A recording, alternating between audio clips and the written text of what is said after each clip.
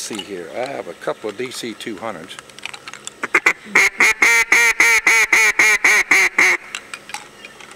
What I would say to you, your tongue doesn't move.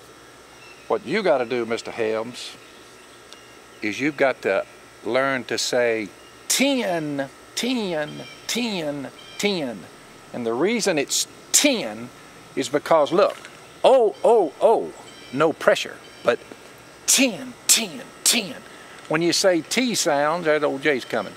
When you say T sounds, it gives you some pressure because your tongue enables you to put pressure on these reeds. So what's the difference? No pressure. There is pressure. It all comes down to what one does with one's tongue. So when you blow a duck call right, you say, well, it's more controlled breathing. So it's, if it's a feed call, it's quick 10s, Helms. If I don't take my tongue and raise it up against the roof of my mouth and come down, all you have is, so it's got to be 10, 10, 10, 10.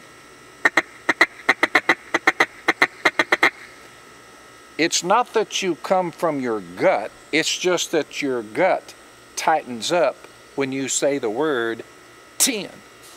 Everybody say 10, 10, you'll feel your stomach tighten up. That's why they've always said, well, you got to come from your gut. What they're really saying is, you have to say a word that your stomach tightens to say it.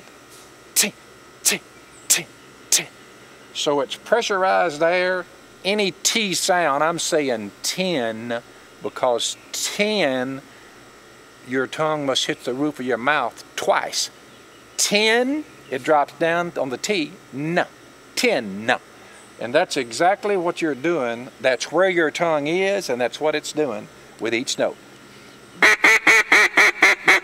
That's 5 little quick 10s.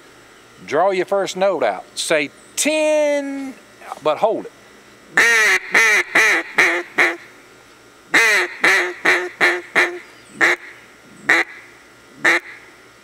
I'm saying 10, 10, 10, 10.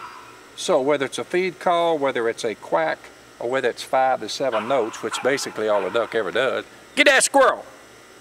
So when do you blow a feed call? If you're in water 12 inches or less.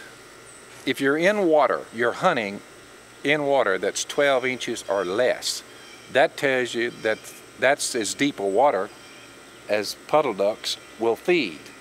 So puddle ducks, teal, gadwall, widgeon, mallard, pintail, as deep as they go, where they just bobble up and they come back. Well, as far as they can go down is about 12 inches or less. So if you're in water 12 inches or less, hell,